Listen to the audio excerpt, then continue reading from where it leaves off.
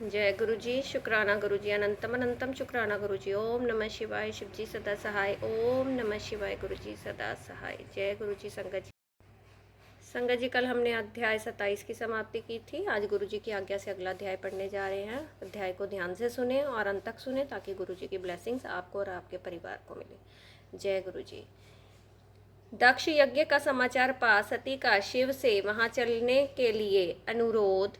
दक्ष के शिव द्रोह को जानकर भगवान शिव की आज्ञा से देवी सती का पिता के यज्ञ मंडप की ओर शिव गणों के साथ प्रस्थान। ओम नमः शिवाय। हर हर महादेव। ब्रह्मा जी कहते हैं, नारद, जब देव ऋषिगण बड़े उत्साह और हर्ष के साथ दक्ष के यज्ञ में जा रहे थे, उसी समय दक्ष कन्या देवी सती गंध मादन पर्वत पर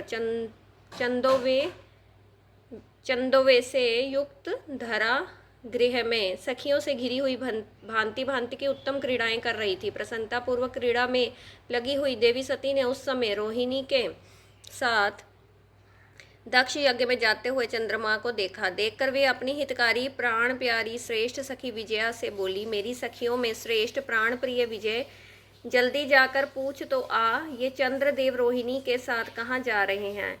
सती के इस प्रकार आज्ञा देने पर विजया, ओम नमः शिवाय, हर हर महादेव,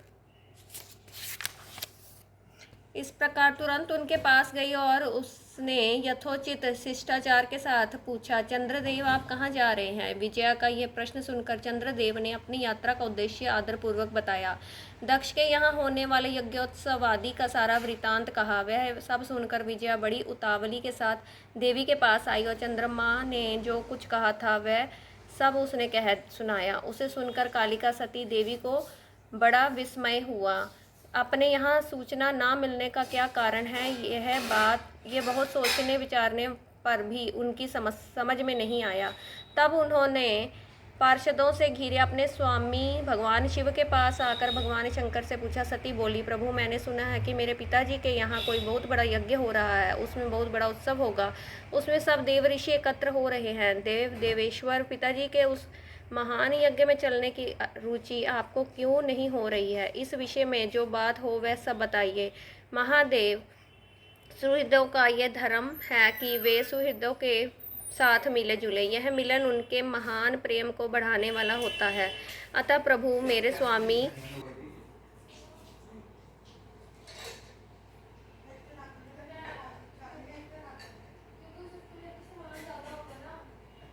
एंजल, बात ना करो बेटा।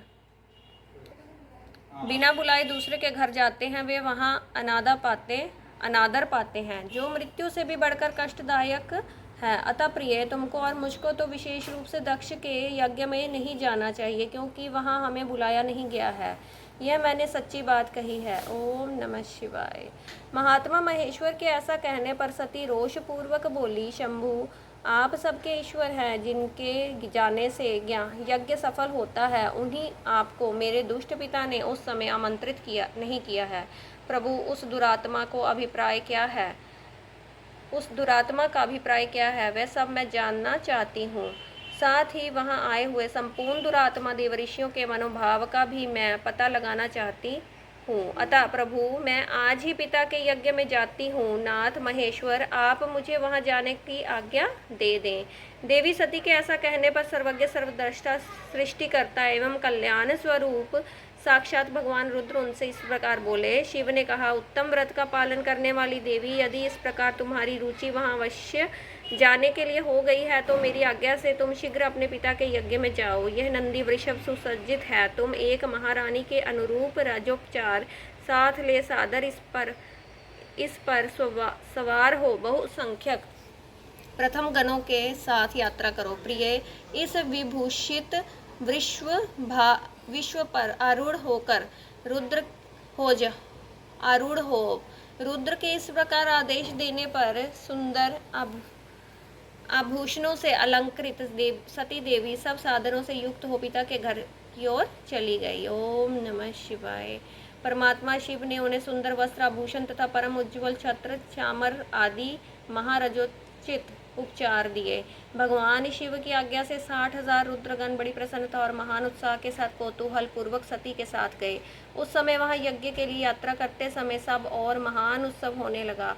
महादेव जी के गणों ने शिव प्रिया सती के लिए बड़ा भारी उत्सव रचाया। वे सभी गण कौतूहलपूर्ण पूर्ण कार्य करने तथा सती और शिव के यश को गाने लगे। शिव के प्रिय और महान वीर प्रथम गण प्रसन्नता पूर्वक उछलते कूदते चल रहे थे।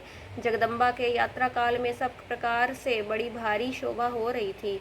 उस समय जो सुखद जय जयकार आदि का शब्द प्रकट हुआ, उससे तीनों लोग गूंज उठे। ओम नमः शिवाय। हर हर महादेव। संगत जी, यहाँ अध्याय 28 की समाप्ति होती है। गुरु जी से आज्ञा ले लेते हैं। ओम नमः शिवाय। शिव जी सदा सहाय। ओम नमः शिवाय। गुरु जी सदा सहाय। जय गुरु जी। शुक्राना गुरु जी। अनंतम अनंतम शुक्राना गुरु जी। हर हर महादेव। गुरु जी की कृपा सब पर बनी रहे, ऐसी मेरी प्रार्थना है। जय गुरु जी। संगत जी।